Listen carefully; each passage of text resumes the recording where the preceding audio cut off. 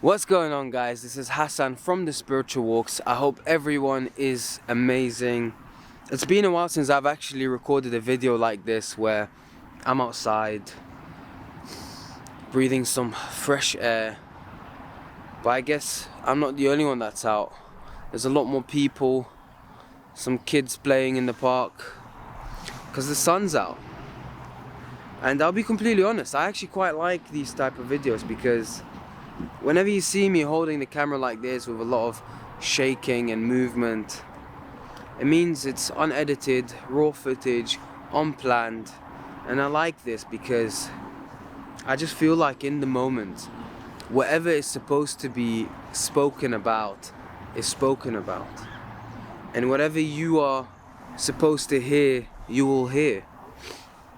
And so, in this particular video, I thought I would talk about spiritual awakening or the signs of spiritual awakening, because in the previous video, some people had a lot of questions. They DM'd me on Instagram asking me, okay, you speak about the spiritual awakening, it sounds very familiar, I feel like I can relate to it, but I don't know if I'm actually experiencing a spiritual awakening. And so I wanted to dedicate some part of this video to maybe share some of the signs.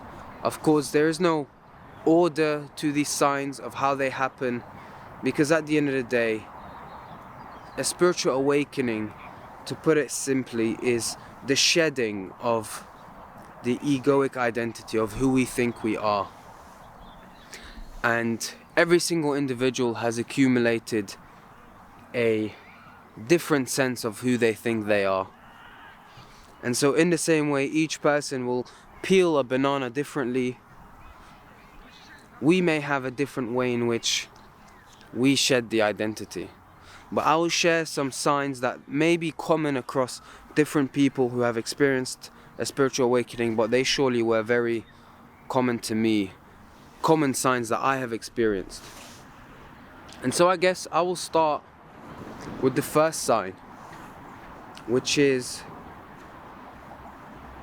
the awareness of our ignorance.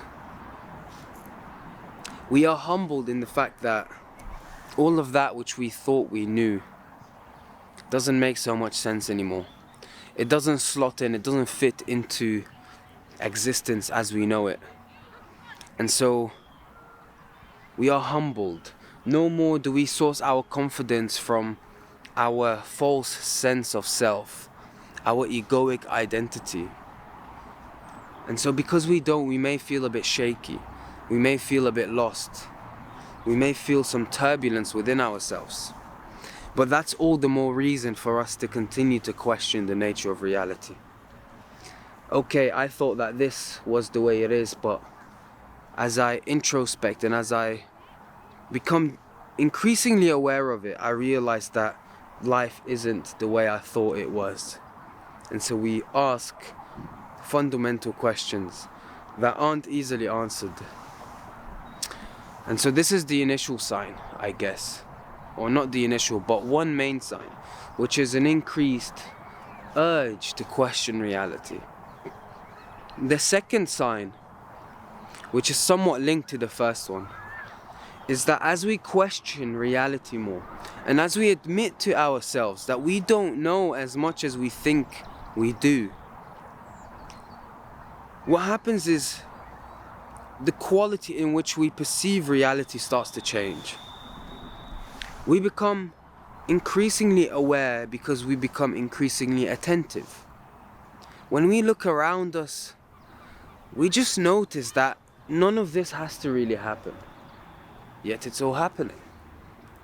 The grass, the sky, and all of this movement in existence. Why is it happening? It doesn't need to, but it is. And so with this increased sense of attention, this increased sense of awareness, we start to feel emotions more deeply than we used to. When we feel happiness, we feel the sweetness of happiness more than we ever did. But when we feel sadness, we feel a certain depth in sadness we've never felt before. And so that leads to the third sign, which is we cherish or we seek moments of silence a lot more than we used to. You may be an individual who likes a loud environment, the busy nature of a city, hundreds of people walking in and out, the turbulence, this extroversion side of who we are. But all of a sudden, you like to spend a lot more time alone now. You like peace, you like silence. Because what it does is it recalibrates. It's a moment for you to recalibrate your sensitivity, if you like, your awareness.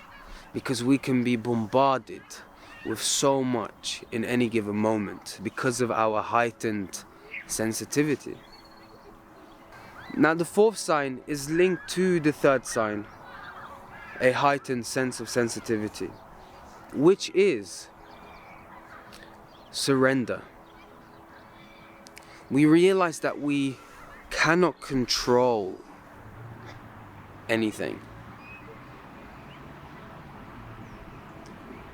Because we have admitted to ourselves that we don't know as much as we thought we did. And because that makes us more attentive to reality.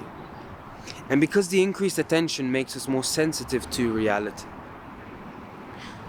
We cannot control what is perceived in every moment. And because we cannot control that, the only option is surrender. We are humbled in the face of existence. And so, eventually, after suffering from the heightened sensitivity of existence, the ups and downs and the roller coasters, eventually we get to a point of surrender. We surrender in the face of existence. Whatever existence decides to display in front of us, we accept. We surrender to that fact. Whatever happens within us, we accept. We've surrendered to existence in its entirety.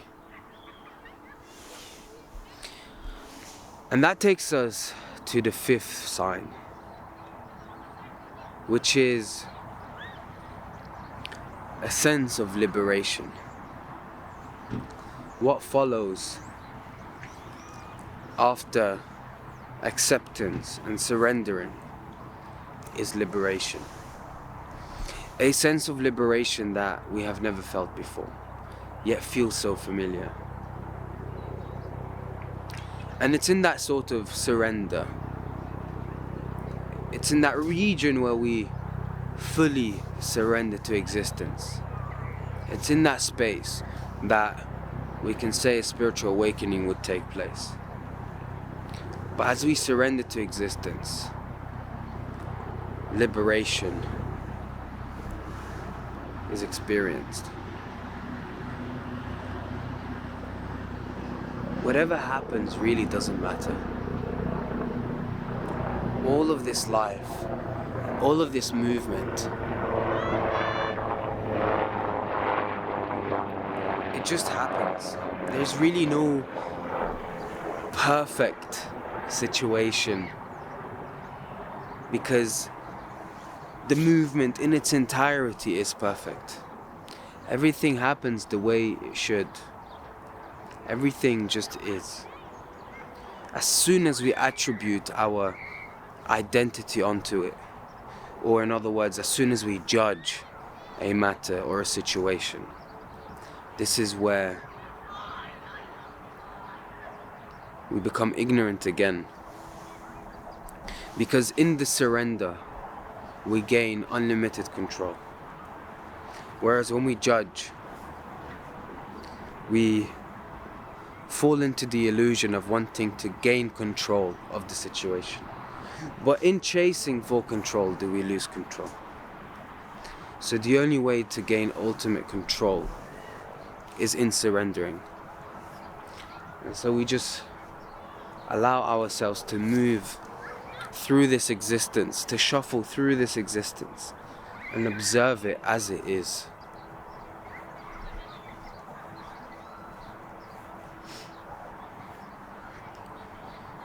in this heightened sensitivity, in this sense of liberation that one experiences, a lot of things are noticed within existence. You may call it synchronicities, happenings, but the movement of cause and effect becomes so apparent, more so than ever before, and it's understood so much more. And so it becomes very easy to manifest what you want in reality, to orchestrate your reality in a particular way, because we have surrendered to reality. We are so attentive that we now understand the language of cause and effect. And so it becomes easy to notice synchronicities, and it becomes easy to ride the wave of cause and effect, to manifest what we want in our reality, to witness what we want in our reality. So in giving up the control, in surrender, do we gain control? It's a paradox, but as is everything else outside of the plane of the egoic identity,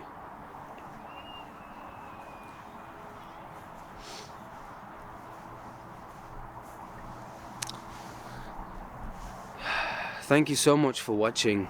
I really hope that this helps in some way. Yeah, I don't know how, but I guess talking about it puts me in that space, and that's why I really enjoy talking about it. And there's a sense of compassion that I feel, a sense of love that I feel when I share this with you. I don't know why, but I guess it's the same reason why we share anything in life, right? It feels good to share. And with that, I'll leave you with this beautiful scene. Do make sure you subscribe, like, do all of these things. I know it's a bit superficial to ask you for these things in a video like this, but you know, I guess it's your way of showing appreciation.